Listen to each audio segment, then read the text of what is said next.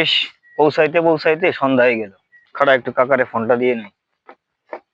কাকা, আমরা তো এই যে বাড়ির পালানে। আচ্ছা ঠিক আছে, তোমরা এখানে দাঁড়াও, আমি আসতেছি। হ্যাঁ, আরে এত দেরি হইলো যে? ঠিক আছে, চলো চলো, আসো, বসে আসো, বসে আসো।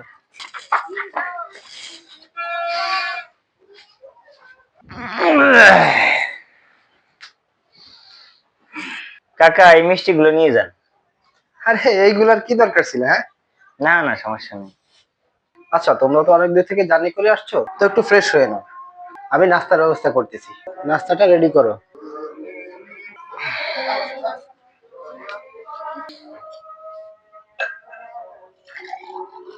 থাক থাক থাক থাক থাক থাক, আঙ্কেল, আমরা নিচ্ছি, আমরা নিচ্ছি। কাকা, এটা কিসের গোস্ত? বাবা, এটা তো পোল্ট্রি মুরগি। কাম সারছে কাকা, আমি তো পোল্ট্রি খাই না। আচ্ছা সমস্যা নাই, আমি শুধু ঝোল দিয়ে খেতে পারবো। কাকা, এটা কি মাছ? পাঙ্গাস মাছ, তোমরা আসবে বলে আজকে হাট থেকে কিনে আনছি। কাকা, আমি তোর পাঙ্গাস খাই না। আচ্ছা বাবা, দেখি আর কিছু আছে কিনা।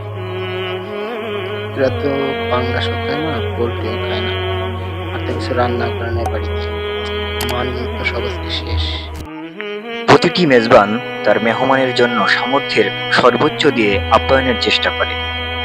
বেড়াতে গিয়ে কোনো খাবার অপছন্দ হলে সেটিকে প্রকাশ করা চরম অভদ্রতা, এবং এটি মেজবানকে লজ্জায় ফেলে। আর কোনো মানুষকে সামনাসামনি লজ্জায় ফেলা কখনো আদর্শ মানুষের কাজ হতে পারে না।